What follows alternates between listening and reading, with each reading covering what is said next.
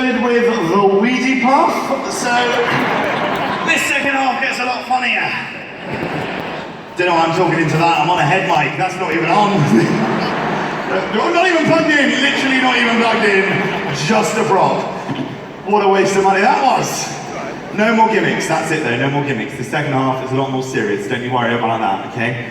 Because I'm getting a reputation for being the comedian with the gimmicks. I had the horse at the beginning of the show, then that last tour I'm prancing around dressed as Mufasa from The Lion King. No, don't woo, it was pathetic. I'm a grown man, I'm 28 years old. I had a dinner party the other night, we talked about bloody stamp duty, alright?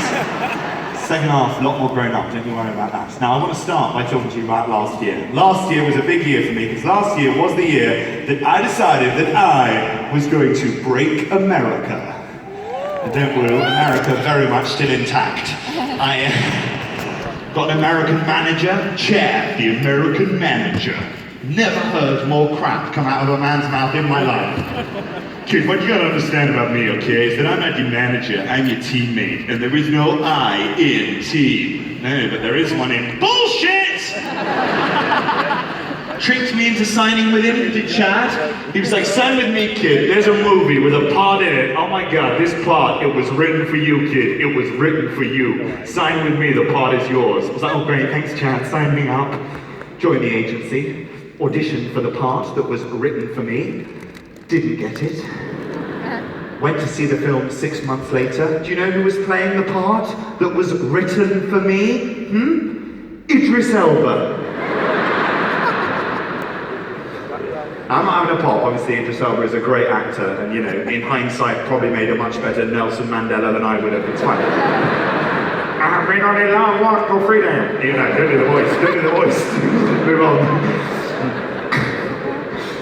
Not even the worst audition Chad got me. The worst audition came when I was in America last. Now, before I tell you what the audition is for, I need to give some of you a little bit of backstory about my acting career. When I was at school, I was a big fan of drama. I know, shock horror. Not the only fan of drama at my school, though. The other guy that was really into drama at my school was a chap called Robert Pattinson. There he is. Yes, the young R-Pats, star of the Twilight films. And every time there was a school play, Robert Pattinson would be cast in the lead role, and Villager 17 would go to this guy. Yeah, laugh it up, Manchester, laugh it up. For some reason, my drama teacher wanted the star of his play to be the young James Dean and not the young Sue Perkins. I made a lot of jokes about Robert Pattinson before. I called him a wooden actor, I wrote a show about him, I recorded a DVD about him, I milked that titty dry for every droplet of its bitter, bitter milk.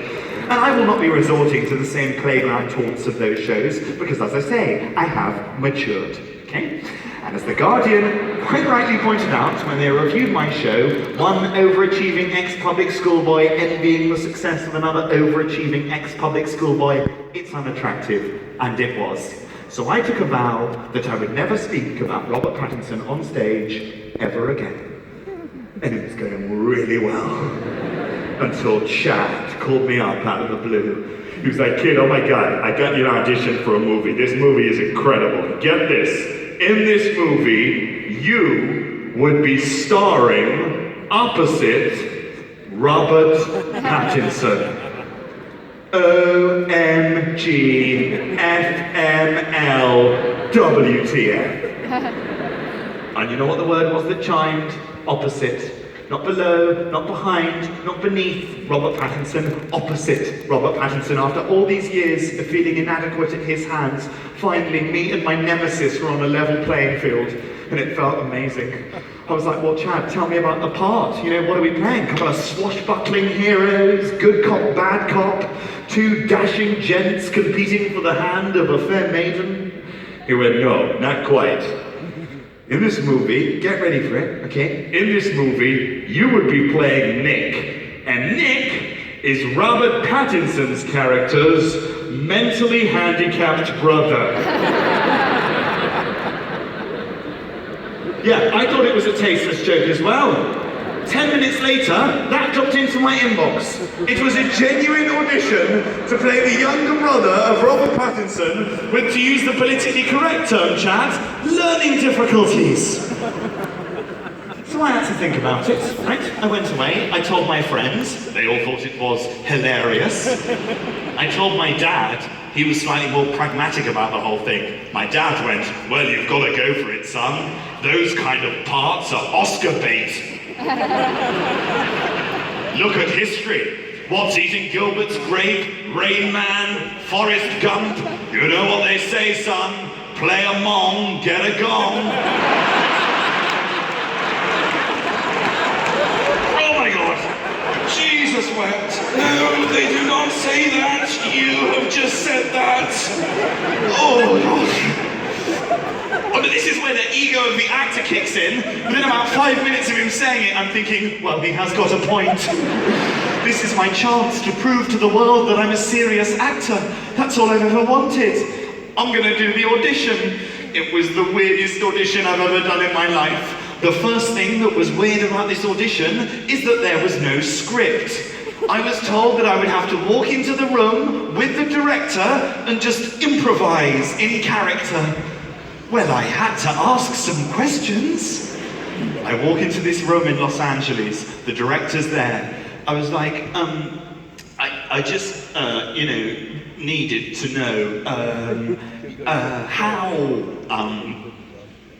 mentally, do you want me to be? He was like, what you're doing now is fantastic. I haven't started! Because, I needed to know where to pitch it. I didn't know whether they wanted full-on, like Lenny from Of Mice and Men, or, just a dash of it, like Jamie Redknapp. I didn't know.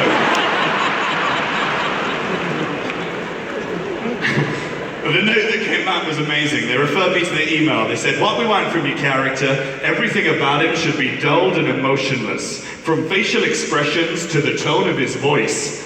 I said, is it not going to look weird if I'm doing the exact same thing as Robert Pattinson? Woo! Yeah, I didn't get the part.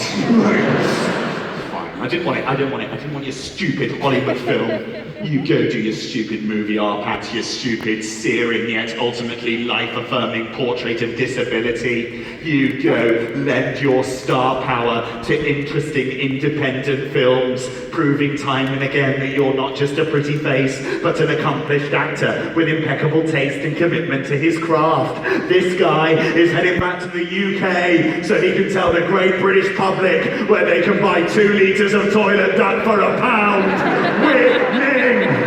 Yeah, demonstrate! Fuck Hollywood! Everyone wants the Asda gig! I'm winning!